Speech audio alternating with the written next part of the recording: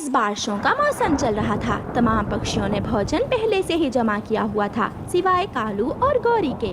कालू जी, बारिशें शुरू हो गई हैं। न जाने ये बारिशें अब कितने दिन चले। मैंने तुम्हें कितनी बार बोला था कि कुछ भोजन जमा कर लेते हैं। अच्छा, हर रोज तो इतना ज्यादा भोजन मैं लाता था तो माँ बेटा उसी दिन ही सारा खत्म कर देते थे। आखिर मैं और कितनी मेहनत करता।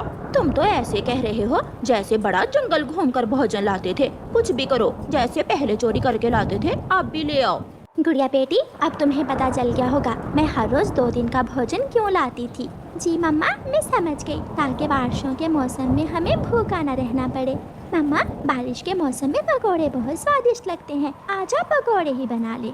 मामा चिड़िया अपनी बेटी को पकोड़े बनाकर देती है। दोनों माँ बेटी पकोड़े खाकर सो जाती हैं। भूख से बुरा हाल हो गया है, कुछ तो करो। मम्मा, मुझे भी बहुत भूख लगी है। पापा पापा, जल्दी से भोजन लेकर आएं। कहाँ जाऊँ मैं इस तेज बारिश में, कहाँ जाऊँ? कालू जी, मेरे सुंदर पति, वो देखो चिड़िया के घर की लाइट बंद हो गई है। उसके घर से पकौड़ों की खुशबू आ रही है। लगता है चिड़िया ने बारिश के दिनों के लिए बहुत भोजन जमा किया है। अच्छा गौरी पत्नी जी, अगर तुम इतने प्यार से कह रही हो तो मैं जाता हूँ, कुछ करता हूँ। कालू कौवा तेज बारिश में ही चिड़िया के घर की तरफ जाता है। वो खिड़की में से देखता है चिड़िया और उसकी बेटी मीठी नींद सोई हुई थी। कालू कौवा चुपके से खिड़की के रास्ते घर में घुस जाता है और चिड़िया का सारा जमा किया हुआ भोजन उठाकर भाग जाता है। पापा आगे, मेरे पापा आगे, मेरे पापा मेरे लिए भोजन लेकर आगे। मैं भी बड़ा होकर बड़ी बड़ी चोरियां किया करूँगा, बिल्कुल अपने पापा की तरह। जग्गू की बात सुनकर कालू कौवा और गौरी कौवी हंसने लगते हैं और वो तीनों पेट भरकर भोजन खाते हैं और सो जाते हैं। सुबह हो जाती है, मगर बारिश तो रुकने का नाम नहीं ले रही थी। अरे, मेरा सारा भोजन कहाँ गया? कोई चोर मेरा भोजन चोरी करके ले गया, अब मैं क्या करूँ? चिड़िया परेशान होकर मिठू के घर जाती है। मिठू भाई, कोई चोर मेरा सारा भोजन चुरा ले गया। रानो बहन, तुम परेशान ना हो, ये लो, ये मेरे पास 2 अमरूद पड़े हैं, एक तुम ले जाओ। रानो चिड़िया अमरूद ले जाकर अपनी बेटी को दे देती है। फिर से रात हो जाती है। कालू जी, अगर पक्षियों को पता चल गया कि भोजन चोरी हो रहा है तो वो सावधान हो जाएंगे। क्यों ना आज हम दोनों जाएं और एक ही दफा सारे पक्षियों के घरों से सारा भोजन चुरा ले आएं। हाँ हाँ गौरी, तुम ठीक कह रही हो, हम ऐसा ही करते हैं। जरा रात गहरी होने दो। फिर कालू और गौरी ऐसा ही करते हैं। वो बारी बारी सब पक्षियों के घरों में जाते हैं और उनका भोजन चुरा लाते हैं और अपना सारा घर भोजन से भर लेते हैं।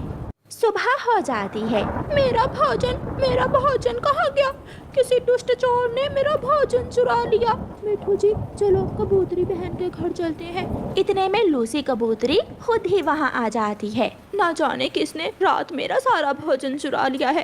ये काम कालू कौवा ही कर सकता है। रानू के घर का भी सारा भोजन चुरा लिया था उसने। हम सब पक्षियों को मिलकर उस कालू कौवे की खबर लेनी ही होगी। सब पक्षी एक बड़े पेड़ के नीचे जमा होते हैं। 2 दिन से लगातार बारिश हो रही है, मेरी बेटी भूखी है। उस कालू कौवे ने हम सबके साथ बहुत बुरा किया, अब हम उसे मजा चिखाएंगे। सब पक्षी मिलकर योजना बनाते हैं। योजना के अनुसार कबूतर कालू कौवे के घर जाता है।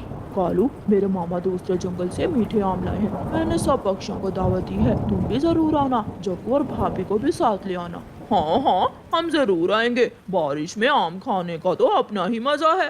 कबूतर मन ही मन में मुस्कुराता हुआ वहाँ से चला जाता है। शाम होते ही कालू कौवा, गौरी कौवी और जग्गू कौवा तैयार होकर कबूतर के घर चले जाते हैं। आ जाएं, आपका ही इंतजार था।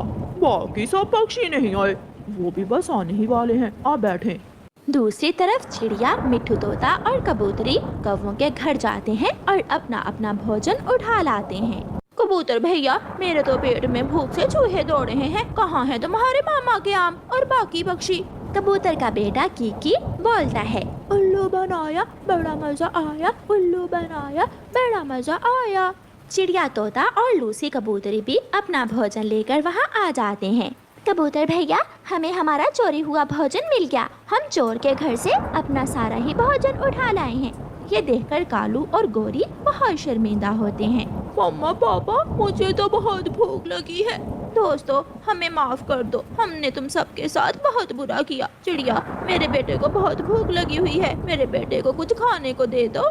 फिर चिड़िया उन्हें कुछ फल दे देती है और वो फल लेकर वहाँ से चले जाते हैं और सब पक्षी खुशी खुशी बैठकर अपना भोजन खाते हैं।